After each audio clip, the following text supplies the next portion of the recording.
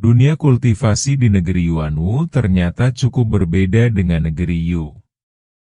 Di Yu, 7 sekte besar tidak membedakan jalur lurus atau sesat. Tidak ada kubu, tidak ada garis pemisah yang jelas. Namun di Yuanwu, jalur lurus dan jalur iblis berdiri berseberangan.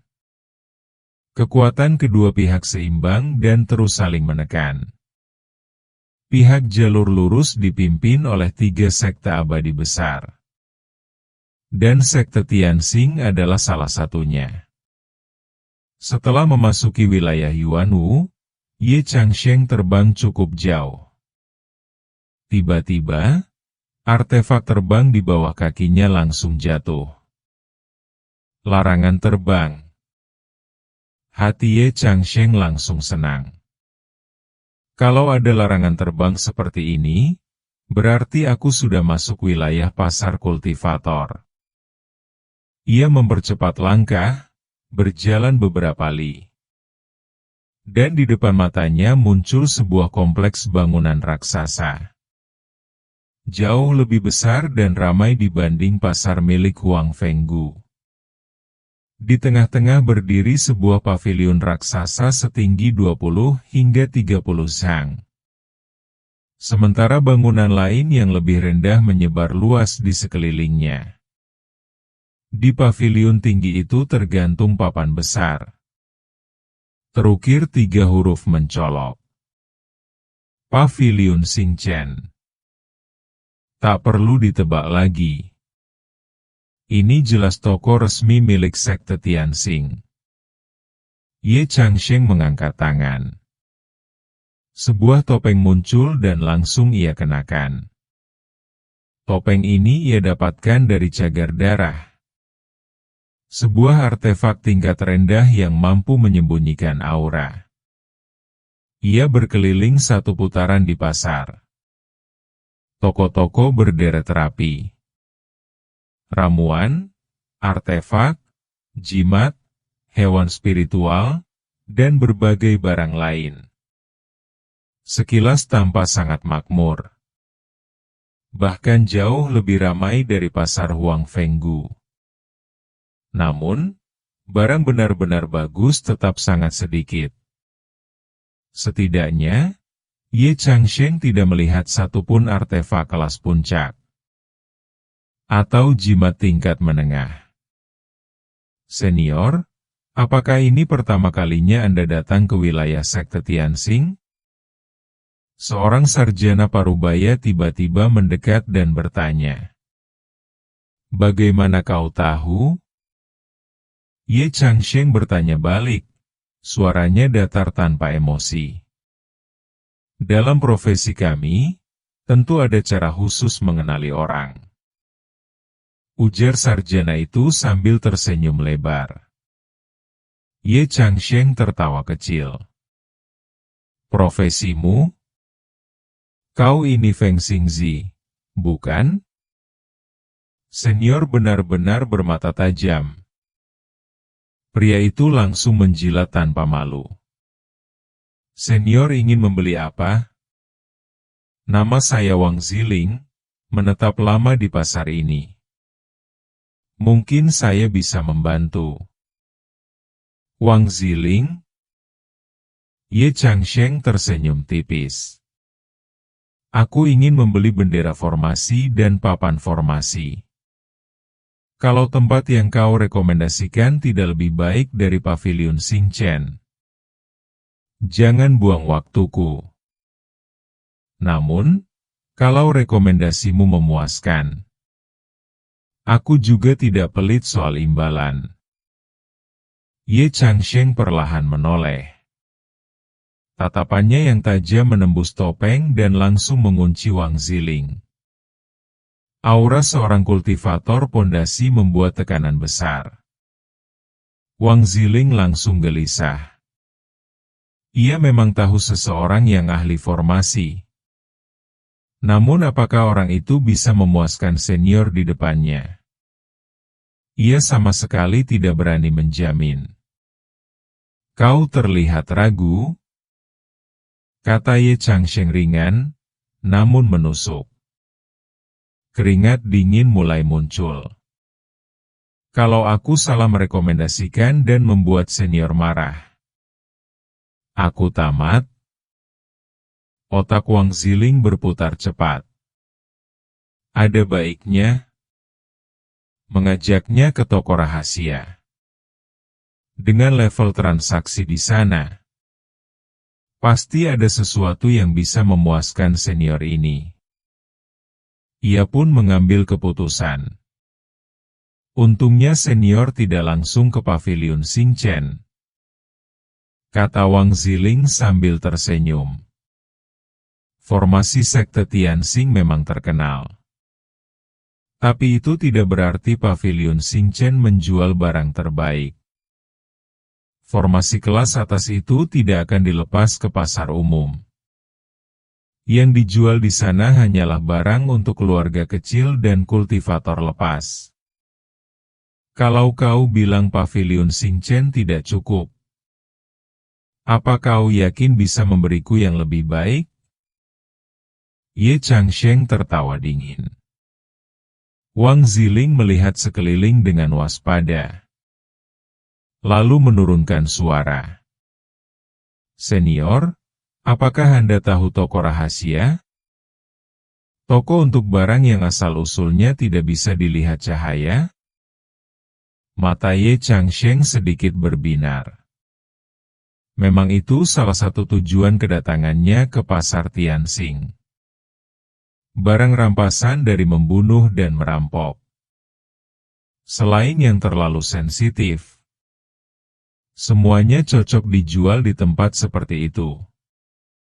Karena pelanggan toko rahasia biasanya kultivator level tinggi. Seringkali muncul barang luar biasa. Pengetahuan senior memang luas, ujar Wang Ziling kagum. Saya tahu satu toko rahasia yang jarang diketahui orang. Barang yang dilelang di sana benar-benar kelas atas. Mungkin di sana, senior bisa menemukan bendera dan papan formasi yang memuaskan. Masih di dalam pasar ini? Ye Changsheng bertanya tiba-tiba. Tidak jauh dari sini. 1 jam lagi akan dimulai lelang bulanan mereka. Jika senior berkenan, saya bisa mengantar. Wang Ziling tampak semakin bersemangat. Menarik satu klien pondasi. Komisi yang ia dapat jelas tidak kecil. Kalau begitu, ayo. Begitu Ye Changsheng berbicara, Wang Ziling langsung berseri-seri. Silakan ikuti saya, senior. Mereka berbelok-belok melewati sudut pasar, hingga tiba di sebuah halaman kecil yang tampak usang. Setelah mengetuk pintu, keluar seorang wanita dengan wajah biasa saja. Wang Ziling tampak agak segan padanya. Ia cepat-cepat memperkenalkan Ye Changsheng. Lalu buru-buru pergi. Silakan ikut saya, kata wanita itu dingin. Meski hanya kultivator Kirefining, ia sama sekali tidak takut menghadapi Ye Changsheng. Ditambah sikap Wang Ziling sebelumnya. Jelas wanita ini punya latar belakang. Wajar saja. Siapapun yang mengelola toko rahasia seperti ini, pasti bukan orang biasa. Ye Changsheng mengangguk dan mengikutinya. Mereka melewati 7 atau 8 belokan, menyusuri beberapa lorong rahasia. Akhirnya, sebuah pintu batu muncul di depan mata. Di kiri dan kanan pintu, berdiri 2 kultivator pondasi berjubah hitam. Wajah mereka tertutup topeng iblis. Wanita itu seakan tidak melihat mereka sama sekali. Ia mendorong pintu batu dan membawa Ye Changsheng masuk. Di dalam, muncul aula megah berbentuk lingkaran, berdiameter puluhan sang. Beberapa kursi kayu tersusun rapi. Di atasnya duduk belasan kultivator dengan penampilan berbeda-beda. Indra spiritual Ye Changsheng menyapu sekeliling. Sebagian besar kultivator pondasi, tokoh rahasia tingkat tinggi, pikirnya puas. Pas. Tempat ini memang cocok untuknya. Ia memilih satu kursi dan duduk. Menutup mata. Menenangkan diri. Menunggu lelang dimulai. Meski ini pertama kalinya ia datang ke toko rahasia seperti ini. Sikapnya santai. Tenang seperti pelanggan lama. Beberapa tatapan mengamatinya diam-diam. Namun segera ditarik kembali. Sekitar 1 jam kemudian, sebuah pintu kayu terbuka. 2 sosok keluar. Penampilannya sama persis dengan penjaga di luar pintu batu. Selamat datang, para rekan Dao. Sebuah suara tua dan serak bergema di aula. Di pertemuan transaksi rahasia kali ini, 2 orang berdiri di atas panggung bundar di tengah aula. Keduanya adalah kultivator tahap pendirian fondasi, Juji. Orang yang pertama kali berbicara adalah seorang tetua. Seorang kultivator Juji tahap akhir. Tingkat kultivasi seperti itu langsung membuat suasana di dalam aula menjadi sedikit gelisah. Tatapan kedua orang itu dipenuhi rasa waspada dan kehati-hatian. Beberapa kultivator tahap pemurnian Qi, dalam situasi seperti ini, bahkan tak berani bernapas terlalu keras. Lebih dari 10 orang di dalam aula. Menutupi wajah mereka dengan topeng atau jubah panjang, yang teknik penyamarannya lebih tinggi. Bahkan aura mereka pun sepenuhnya disembunyikan. Persis seperti Ye Changsheng. Tidak ada cara sama sekali untuk menilai identitas mereka. Hanya dari ciri-ciri luar. 2 orang yang bertugas memimpin rumah lelang itu juga mengenakan topeng iblis. Sama sekali tidak terlihat siapa mereka sebenarnya.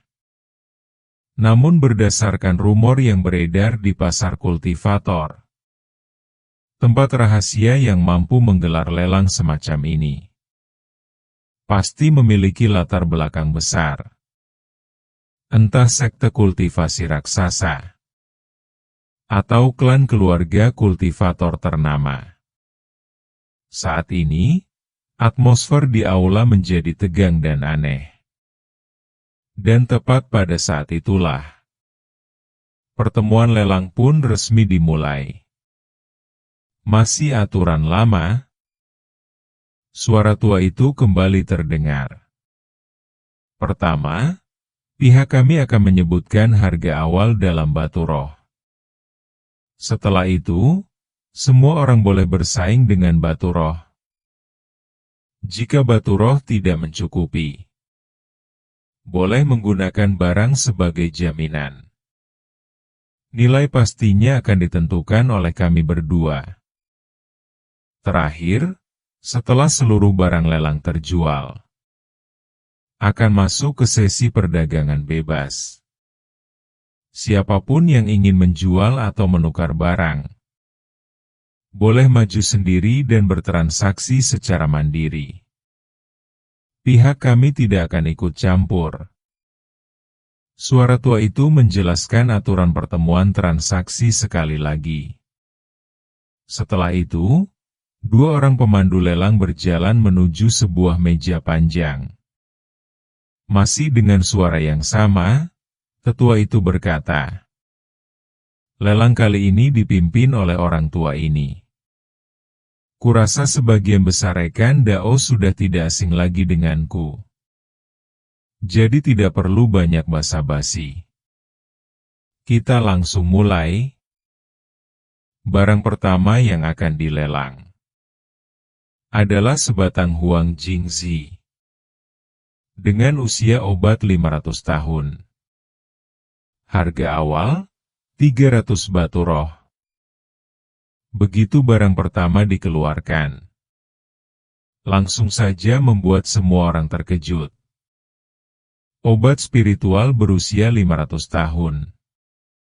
Ini jelas bukan pembuka biasa. Ini sudah bisa disebut sebagai pembuka kelas berat. Obat spiritual dengan usia seperti ini termasuk barang kelas atas. Bahkan kultivator tahap pembentukan inti, Jidan, pun akan tergoda. Di luar zona terlarang berdarah, Li Huayuan buru-buru menerima Han Li dan Chen Qiaotian sebagai murid terdaftar. Semuanya demi membagi setengah dari hasil panen obat spiritual mereka. Namun sebagian besar obat spiritual itu hanya berusia sekitar 300 tahun saja. Obat spiritual 500 tahun seperti ini sangat jarang muncul di pasar.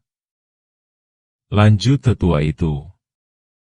Kesempatan langka jika digunakan untuk memurnikan pil spiritual. Ini jelas merupakan peluang emas untuk membantu para rekan Dao menembus tingkat kultivasi. Sebenarnya, tanpa perlu penjelasan panjang pun, semua orang tahu betapa berharganya obat spiritual 500 tahun. Dalam sekejap, suasana di arena lelang langsung memanas. Siapapun yang memiliki sedikit kekayaan langsung ikut mengajukan penawaran. 500 batu roh.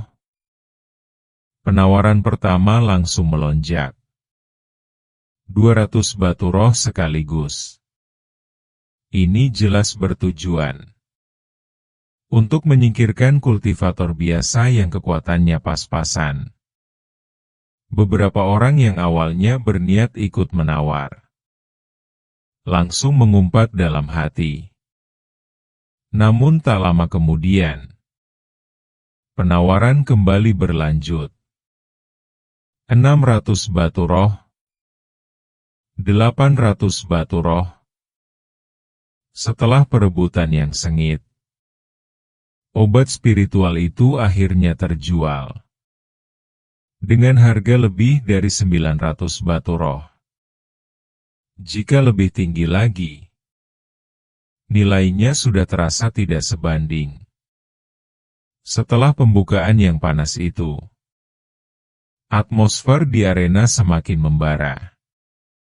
Tetua tersebut berturut-turut mengeluarkan beberapa artefak tingkat puncak. Hampir semuanya terjual dengan sangat cepat. Artefak paling berharga bahkan terjual hingga 600 batu roh. Ye Changsheng juga sempat ikut menawar. Itu adalah sebuah artefak ofensif tingkat puncak dengan daya serang yang cukup mengesankan. Sebenarnya, ia memiliki banyak artefak tingkat puncak. Namun sebagian besar asal-usulnya tidak bersih. Tidak bisa dikeluarkan sembarangan. Karena itu, ia ingin membeli satu artefak yang latar belakangnya bersih dan aman. Namun ketika harga artefak itu melampaui 500 batu roh, Ye Changsheng langsung berhenti menawar. Ia mampu membayar 500 batu roh. tetapi tidak sepadan. Saat ini, batu roh yang ia miliki hanya sekitar 6 hingga 700 saja. Sebelum memasuki zona terlarang berdarah, sebagian besar batu roh miliknya telah ia gandakan menjadi Tian Lazy dan berbagai jimat. Setelah keluar dari zona terlarang, ia kembali menggunakan batu roh untuk menggandakan beberapa obat spiritual yang telah dianalisis di dalam zona tersebut sebagai persiapan menghadapi segala kemungkinan. Obat-obatan itu berasal dari wilayah Mojiao dengan usia yang sangat tinggi. Obat spiritual berusia 7 hingga 800 tahun. Bahkan tergolong biasa di sana. Menggandakan satu saja hampir menghabiskan lebih dari 200 batu roh. Dalam hal ini, Ye Changsheng telah menghabiskan jumlah batu roh yang tidak sedikit. Setelah itu, ia langsung memasuki pengasingan untuk menembus tahap Juji. Begitu keluar dari pengasingan, ia langsung menuju pasar kultivator ini. Bahkan belum sempat mencari batu roh lagi. Aku memang bisa menghasilkan batu roh dengan cepat. Melalui alkimia, jimat, dan artefak. Pikir Ye Changsheng dalam hati. Tapi kalau harus menjualnya sendiri satu persatu, itu terlalu merepotkan. Ia sama sekali tidak ingin membuang waktu hanya demi mencari batu roh. Yang terbaik adalah menemukan jalur lain, di mana berbagai jimat dan artefak bisa dijual dalam jumlah besar sekaligus.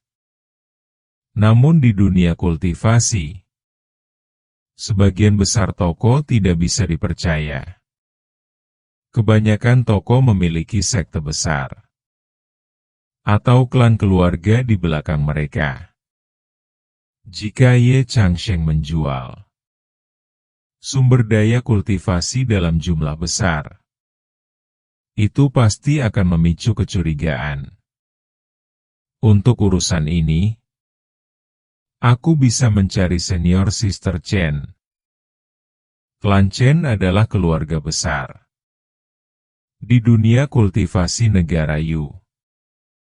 Mereka memiliki banyak toko menangani sumber daya kultivasi semacam ini. Pasti sudah sangat berpengalaman.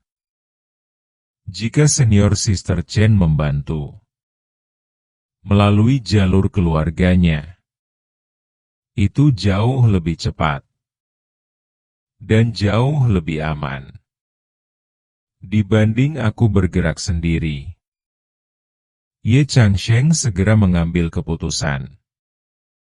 Baginya, hal terpenting adalah jalur milik senior Sister Chen. Aman dan bisa dipercaya. Kepribadian senior Sister itu sangat tradisional. Sejak diselamatkan olehnya, dan setelah menyerahkan kesuciannya, seluruh hatinya telah terikat padanya. Ia hanya berharap setelah keduanya mencapai Juji, mereka bisa menjalani kultivasi ganda bersama. Tentu saja, bagi Ye Changsheng, ia tidak mungkin menjadikan senior Sister Chen sebagai pasangan kultivasi sejajar. Untuk saat ini, ia hanya bisa membiarkannya menggantung, menunggu hingga kelak tingkat kultivasinya jauh melampaui senior Sister Chen. barulah menjadikannya selir. Itu baru masuk akal. Kedepannya, aku harus memperlakukannya dengan lebih baik, pikir Ye Changsheng. Kakaknya, Chen Qiaotian, adalah orang yang layak diinvestasikan. Jika tidak ada kejutan, upaya Juji Chen Qiaotian kali ini kemungkinan besar akan gagal.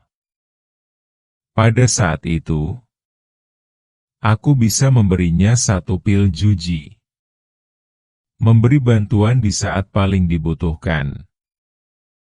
Jika nanti Chen Qiaotian juga berhasil Juji, 2 bersaudara itu akan memiliki 2 kultivator Juji dalam keluarga mereka. Itu tentu akan memberi mereka posisi dan pengaruh. Dengan begitu, menggunakan klan Chen untuk membantu menjual barang-barangku akan jauh lebih mudah. Saat Ye Changsheng tenggelam dalam pikirannya, lelang perlahan mendekati akhir. Barang-barang yang dikeluarkan oleh rumah lelang rahasia ini memang semuanya berkualitas tinggi. Obat spiritual 500 tahun, artefak tingkat puncak, telur binatang iblis, material pemurnian artefak, serta berbagai obat spiritual yang membantu proses Juji. Setiap satu barang memicu perebutan sengit di antara para kultivator. Namun yang benar-benar menarik minat Ye Changsheng tidaklah banyak. Karena itu, ia jarang sekali ikut menawar. Hingga menjelang akhir lelang, sebuah barang akhirnya muncul, membuat semangatnya langsung bergetar. Barang berikutnya, kata tetua itu dengan suara berat, adalah sesuatu yang paling disukai oleh para pandai artefak.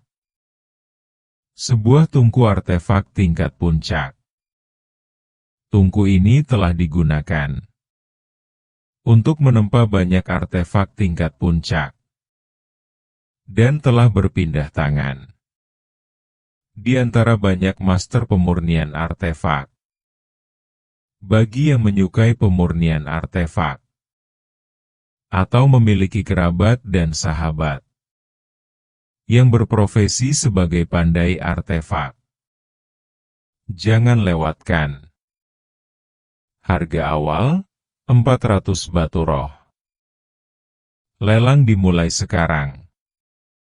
Begitu mendengar tentang tungku penempaan, minat Deep TRNG Sing langsung bangkit. Terhadap teknik penempaan, meskipun beberapa tahun terakhir ia sepenuhnya fokus pada kultivasi dan belum pernah benar-benar mencobanya sendiri, rasa penasaran di dalam hatinya tidak pernah padam. Bagi seorang kultivator, alkimia, penempaan, formasi, jimat, pengendalian bistro, boneka roh, berbagai keterampilan ini memang tidak wajib dikuasai sepenuhnya, tetapi setidaknya harus dipahami dasarnya. Terutama penempaan.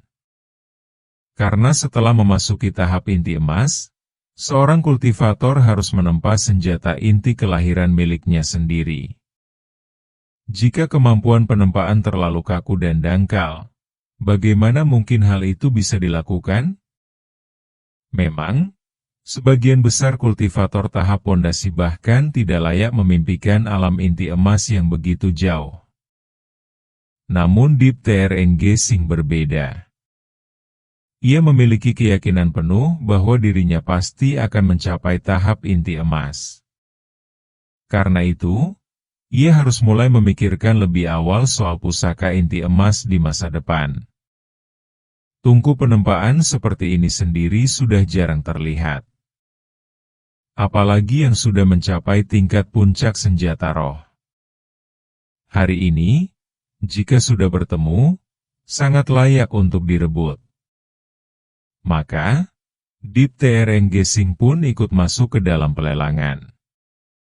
500 batu roh, 600 batu roh, 650 batu roh, 700 batu roh. Harga tungku awan langit melonjak dengan cepat, perlahan mencapai angka yang tidak sanggup ditanggung oleh kebanyakan orang. Banyak kultivator yang awalnya ikut bersaing pun mundur satu persatu. Harga setinggi itu, bagi mereka, sudah tidak sepadan. Sampai tahap ini, yang masih bersaing dengan Deep TR Engaging tinggal 2 orang. Seorang pria bermasker, dan seorang kultivator wanita dengan topi lebar menutupi wajahnya. 500 batu roh, ditambah 1 senjata roh puncak, pedang awan api. Suara Deep TR Engaging terdengar dingin saat menaikkan tawaran. Nilainya setara 800 batu roh, langsung menaikkan harga 100 sekaligus. Pria bermasker itu ragu sejenak, lalu mendengus dingin dan keluar dari persaingan.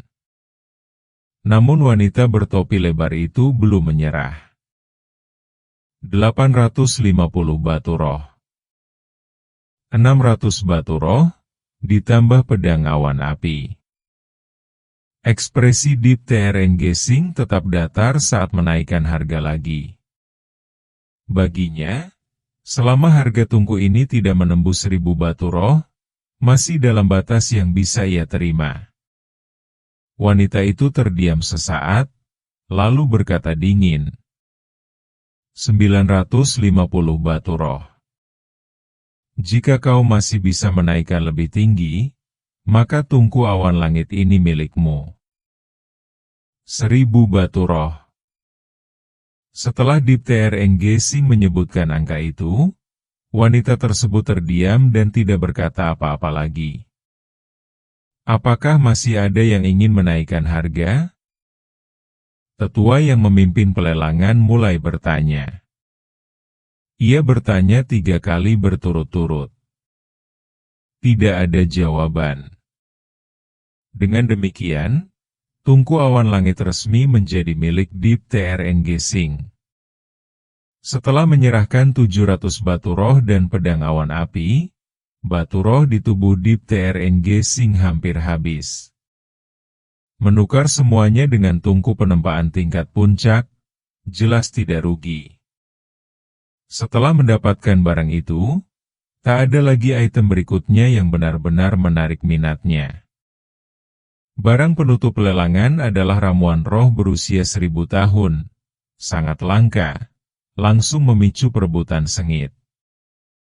Akhirnya, harganya melonjak hingga 3000 batu roh, dibeli oleh seorang kultivator pondasi tahap akhir dengan aura dingin.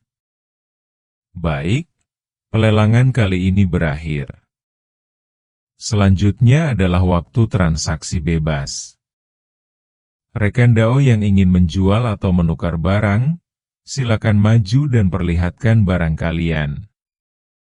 Tetua itu menutup pelelangan dengan sangat puas, dari suaranya saja sudah terasa, kali ini mereka meraup untung besar. Begitu ia selesai berbicara, seorang kultivator langsung melompat ke atas panggung. Ini adalah telur kalajengking racun hitam. Aku ingin menukarnya dengan kayu HNG berusia lebih dari 300 tahun. Jika tidak ada, kayu X juga bisa. Ia menyampaikan permintaannya, namun orang-orang di bawah saling berpandangan.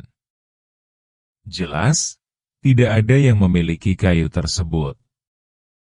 Meski begitu, telur kalajengking racun hitam tetap membuat banyak orang tergoda.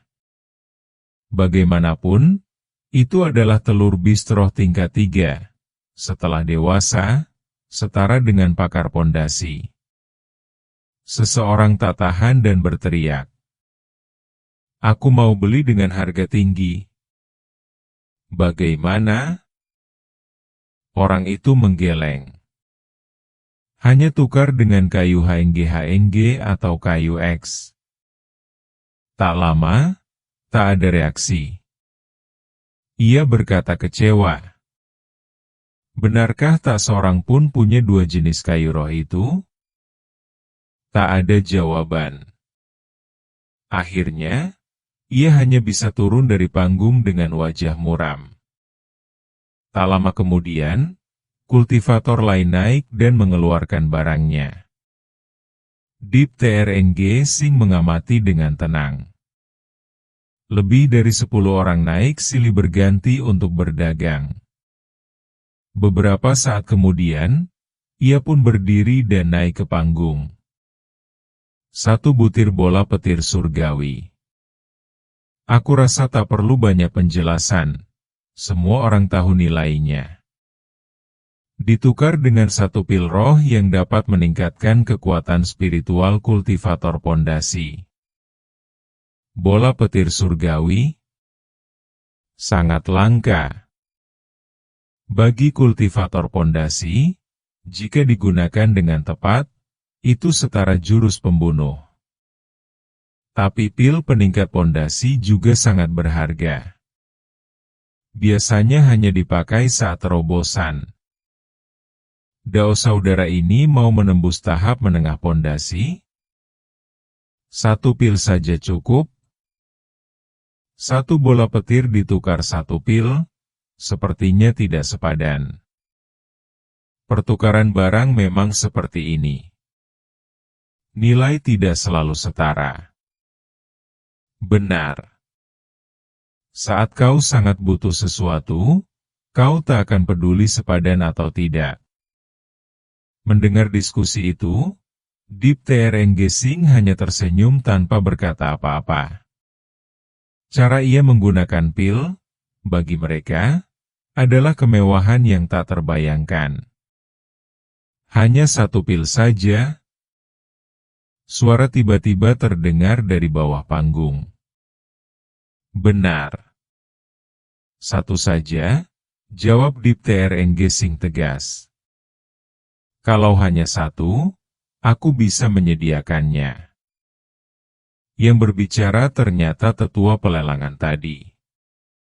Apakah Dao saudara hanya punya 1 bola petir surgawi ini? Tanyanya lagi. Haha. Apakah Anda bercanda?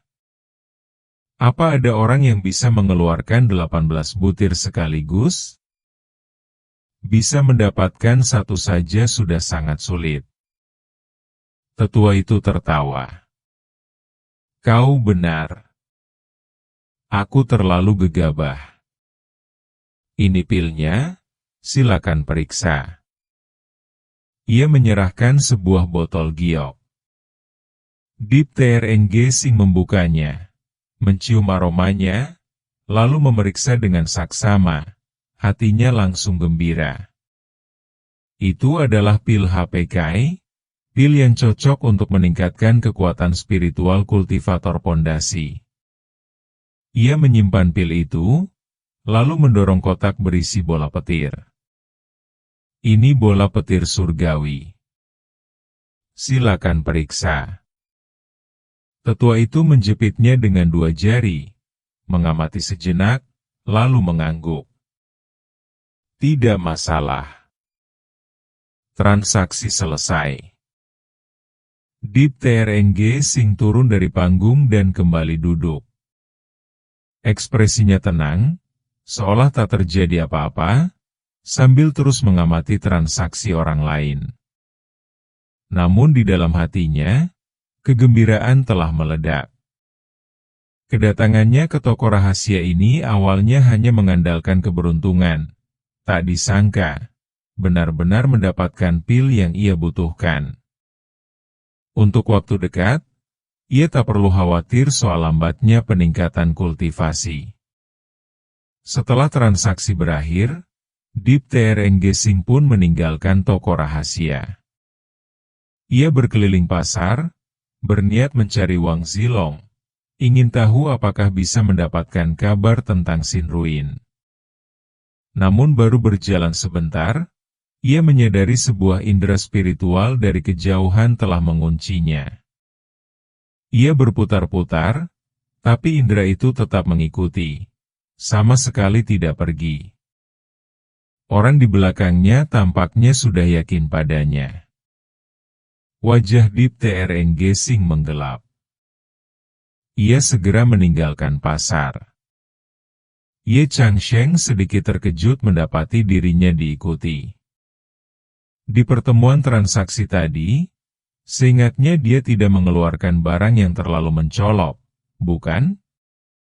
Bahkan, masih ada cukup banyak orang yang bertindak jauh lebih royal dibanding dirinya. Jangan-jangan karena pil itu? Tapi kalau dipikir-pikir, pil peningkat kekuatan spiritual seperti itu, satu butir saja efeknya juga terbatas. Atau, tungku pemurnian senjata itu? Tidak sampai segitunya, kan? Meski hatinya penuh tanda tanya, kewaspadaan Ye Changsheng langsung meningkat. Karena pihak lawan sama sekali tidak menyembunyikan pancaran kesadarannya, menunda waktu juga tidak ada gunanya. Lebih baik keluar dari kota pasar dan lihat langsung, siapa sebenarnya yang mengikutinya. Selama bukan kultivator tahap pembentukan inti, Ye Changsheng tidak takut. Dan di kota pasar seperti ini, kemungkinan muncul kultivator tahap pembentukan inti memang ada, tapi sangat kecil. Lagi pula, di pertemuan transaksi tadi, tidak terlihat satupun kultivator tahap itu. Begitu meninggalkan kota pasar dan keluar dari wilayah terlarang terbang, Ye Changsheng langsung mengendalikan alat terbangnya, melesat ke kejauhan. Tak lama kemudian, seseorang benar-benar mengejar dari belakang. Orang itu mengenakan topi lebar yang menutupi wajahnya.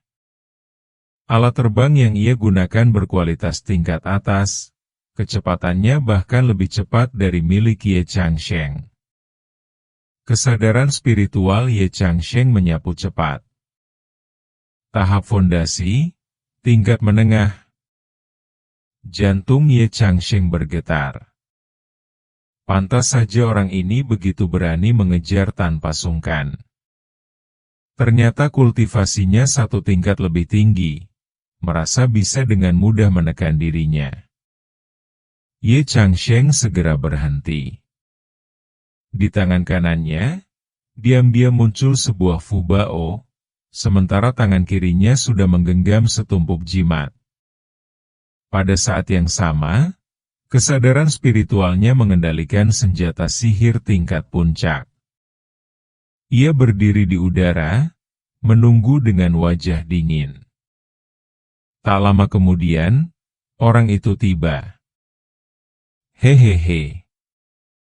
Begitu mendekat, pria itu tertawa aneh, seolah hendak berkata sesuatu. Beraash.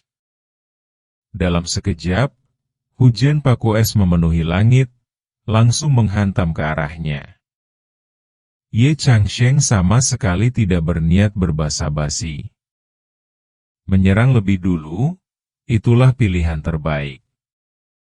Kultivator tahap fondasi itu langsung terkejut.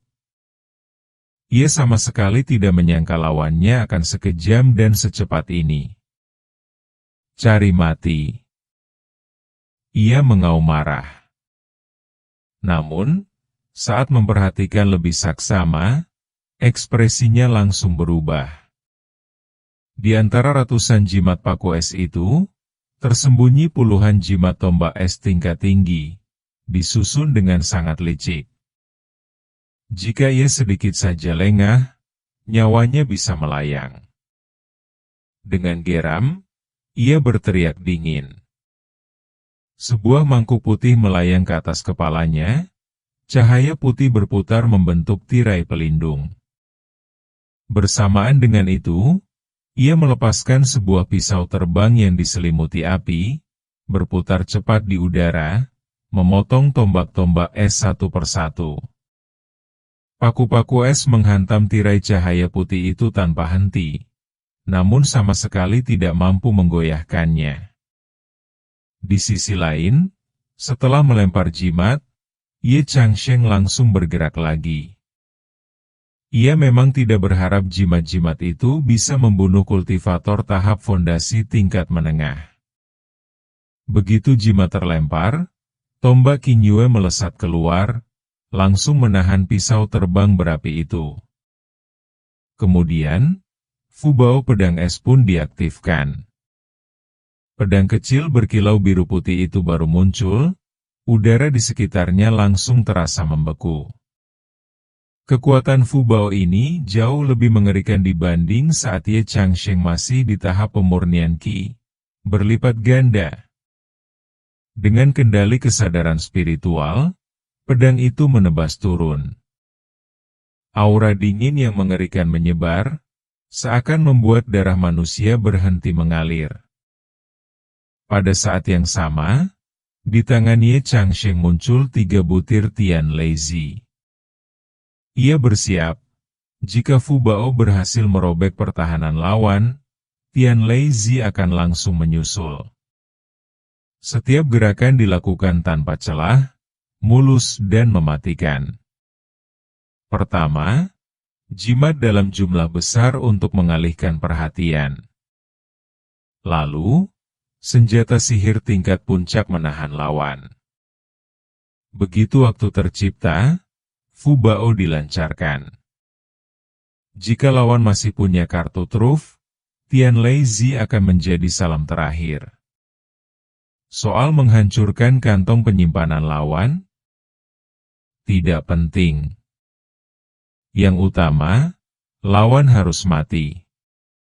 Kultivator tahap fondasi tingkat menengah itu, yang sedang menahan serangan es, tiba-tiba merasakan hawa dingin menusuk tulang. Saat mendongak, sebuah pedang kecil biru putih sudah menebas ke arahnya. Fubao? Ia berteriak kaget. Bahkan di kalangan kultivator tahap fondasi, tidak semua orang memiliki Fubao. Keraak. Satu tebasan ringan saja sudah cukup untuk menghancurkan tirai pelindung dari senjata sihir tingkat puncak itu. Tunggu. Teriakan panik terdengar. Namun Ye Changsheng sama sekali tidak berniat menahan diri. Pedang Fubao kembali ditebaskan. Daois Yuan XNG. Teriakan itu membuat ekspresi Ye Changsheng berubah. Tangannya berhenti. Di dahi kultivator itu, setetes keringat dingin mengalir. Pedang Fubao masih melayang di atas kepalanya. Satu pikiran saja, dan nyawanya akan berakhir. Baru saja ia benar-benar berjalan di ambang pintu kematian. Ia tidak pernah menyangka, seorang kultivator tahap fondasi awal bisa sesulit ini. Jimat bertumpuk, Fubao di tangan, gaya bertarung kejam tanpa ragu. Hanya tumpukan jimat saja sudah setara seluruh harta kultivator fondasi biasa. Lalu dari mana datangnya cara bertarung seboros ini? Yang paling mengerikan, anak ini kejam. Begitu bertemu, tanpa sepatah kata, langsung menyerang. Benar-benar serangan mendadak. Katakan, suara Ye Changsheng terdengar. Dingin, datar, tanpa emosi. Apa yang kau ketahui tentang Daois Yuan XNG? Kultivator itu tersenyum pahit. Pedang Huoyun yang tadi kau gunakan, itu pasti milik keponakanku, bukan? Keponakan? Ye Changsheng mengerutkan kening. Kau bermargali? Benar, jawabnya. Namaku Lisan Bian, Kepala keluarga Li. Ia melepas topi lebar itu, memperlihatkan wajah tua. Li Sanbian? Keluarga Li? Ye Changsheng berkata dingin. Belum pernah dengar. Ia tertawa getir. Wajar saja. Keluarga Li, kami hanya keluarga kultivator kecil yang tak dikenal di negara Yu. Jauh dari keluarga besar seperti Yan atau Chen. Daois, bisakah kita bicara di tempat lain soal Daois Yuan XNG? Katanya sambil melirik pedang Fubao di atas kepalanya. Ye Changsheng menoleh sekeliling, lalu mengangguk. Tempat ini tidak terlalu jauh dari kota pasar sekte Tianxing. Ia tidak ingin menarik perhatian. Ayo pergi. Jangan coba-coba macam-macam. Nada suara Ye Changsheng tetap tenang, tapi penuh ancaman. Aku punya banyak cara untuk membunuhmu. Li Sanbian hanya bisa tersenyum pahit. Setelah melihat kekuatan Fubao itu, mana mungkin ia berani macam-macam? Ini benar-benar di luar nalar. Seorang kultivator tahap fondasi tingkat menengah hampir saja dibunuh seketika oleh kultivator tingkat awal. Dan semua itu, hanya dalam satu pertarungan singkat. Ye Changsheng dan Li Sanbian segera meninggalkan tempat itu, mencari sudut terpencil, lalu berhenti. Jika pedang Huoyun ada di tangan Daois, dan Daois juga mengetahui tentang Daois Yuan XNG, maka keponakanku, pastilah mati di tangan Daois, benar? Begitu mendarat, Li Sanbian langsung membuka pembicaraan. Keponakanmu sendiri yang mencari kematian. Tidak bisa menyalahkan orang lain, jawab Ye Changsheng dingin. Kenapa? Kau ingin membalas dendam untuknya? Haha. Li Sanbian tertawa pahit. Ingin balas dendam pun, tetap harus lihat apakah kekuatanku mengizinkan. Kekuatan Daois lebih tinggi dariku. Mana mungkin aku berani menaruh niat balas dendam? Lagi pula, bagi kami para kultivator, jangankan keponakan, bahkan anak kandung sendiri pun hanya sampai sejauh itu. Pada akhirnya, jalan panjang menuju keabadian milik diri sendiri tetap yang paling penting. Wajah Li Sanbian tampak dingin dan tak berperasaan. Apakah itu benar-benar isi hatinya? Tidak ada yang tahu. Ceritakan tentang Daois Yuan XNG, kata Ye Changsheng tenang. Masalah Daois Yuan XNG tidak bisa ia anggap enteng. Ini berkaitan langsung dengan kelanjutan kultivasinya di masa depan. Untuk teknik puncak sekuat Kim Ling Tian Singgong, Ye Changsheng sangat berharap bisa memperoleh bagian lanjutan. Ia tidak ingin suatu hari nanti terpaksa mengganti teknik kultivasi. Itu terlalu merepotkan. Namun, jika orang tua ini tidak memberikan jawaban yang memuaskan, ia akan langsung membunuhnya demi menghilangkan masalah di kemudian hari. Daois pasti memperoleh sebuah token berukir tulisan dari keponakanku, bukan? Dan meskipun Daois masih tahap fondasi awal, kekuatan spiritualmu sangat luar biasa. Jelas kau juga mengolah Kim Ling Tian Singgong. Li Sanbian berbicara sambil tersenyum tipis. Jika orang di depannya memang mengolah teknik itu, maka ia yakin, ia bisa membujuknya. Oh ya, aku belum menanyakan nama Daois. Han Feiyu. Jadi Daois Han? Mata Li Sanbian berputar pelan. Daois Han pasti baru memasuki tahap fondasi belum lama ini, ya? Tatapan Ye Changsheng langsung mengeras. Aku tidak datang untuk mendengarkan omong kosongmu.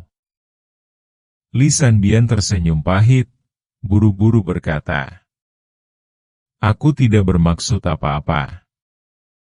Hanya sekadar menghela napas saja. Baiklah, kita lanjutkan soal Daois Yuan XNG. Daois Han pasti sudah tahu. Daois Yuan XNG meninggalkan sebuah gua kultivasi. Di dalamnya tersimpan harta dan warisan yang ia kumpulkan sepanjang hidupnya. Namun di luar gua itu terdapat formasi larangan yang sangat kuat. Bukan sesuatu yang bisa ditembus kultivator tahap fondasi seperti kita. Tapi, setiap 100 tahun sekali, formasi itu akan terbuka.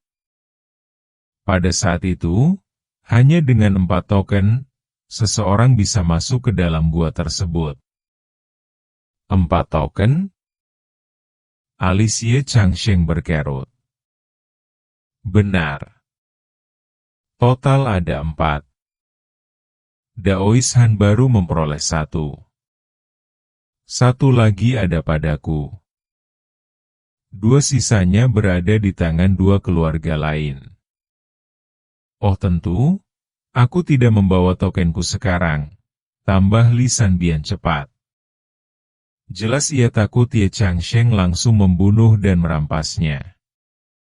Ye Changsheng hanya tersenyum ringan, tidak menanggapi.